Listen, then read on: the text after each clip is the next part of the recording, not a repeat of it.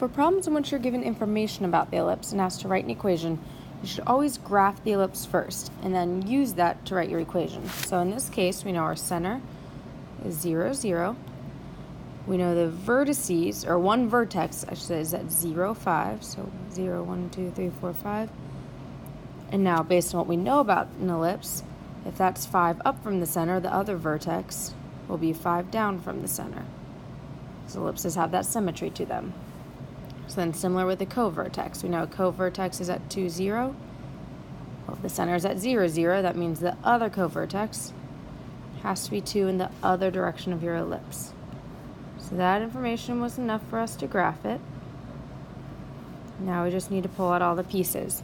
So first, the center at 0, 0, we know we're just going to have an x squared and a y squared. There is no minus h minus k to worry about. Technically, it's x minus 0 squared and y minus 0 squared.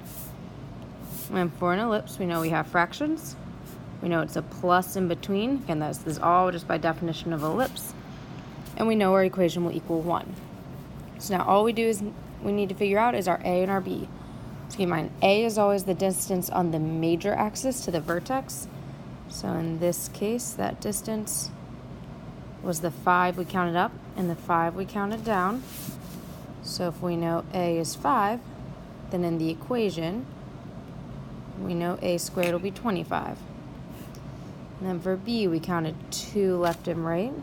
So we know b is going to be 2, which means in the equation, b squared will be 4. So now it's just a matter of figuring out which number goes where. So keep in mind, a should always is what tells you if it's vertical or horizontal. So since this is a vertical ellipse, that means the bigger number, the a, should be under the y. So since this is vertical, the a, glitched on me there, should be under y, and then b under x. And you're done. That is your equation for this ellipse.